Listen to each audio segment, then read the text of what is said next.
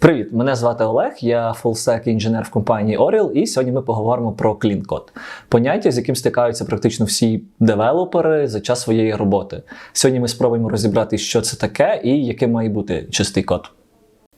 Тож, яким має бути хороший код? Перша ознака – це невеликий поріг входження.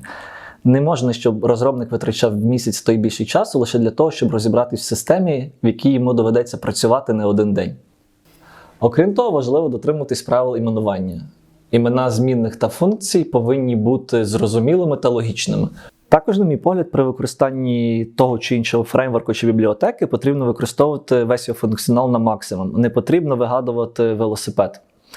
Звісно, ми можемо написати новий алгоритм, який пришвидшить наше сортування на 0,01%. Та чи потрібно нам це насправді, якщо з цим алгоритмом ніхто крім нас більше не зможе працювати? Пам'ятаємо про золоте правило «розподіляй та володарюй». Завжди намагаємось розбити великі шматки коду на менші. Приміром, не потрібно перетворювати логін-форму на 10 тисяч рядків унікального коду, тому що в подальшому пошук по цьому файлу не принесе багато задоволення. Не забуваємо про паттерни проєктування, адже це речі, які були перевірені роками. І наостанок, якість вашого коду залежить не лише від вміння програмувати, але й від навичок комунікації з клієнтом, проєкт-менеджером та іншими розробниками. Старайтесь продумати свої дії та кроки наперед. Інколи краще переписати певний шматок коду, щоб в майбутньому покращити собі життя. Адже якість вашого коду – це запорука успіху цілого проєкту.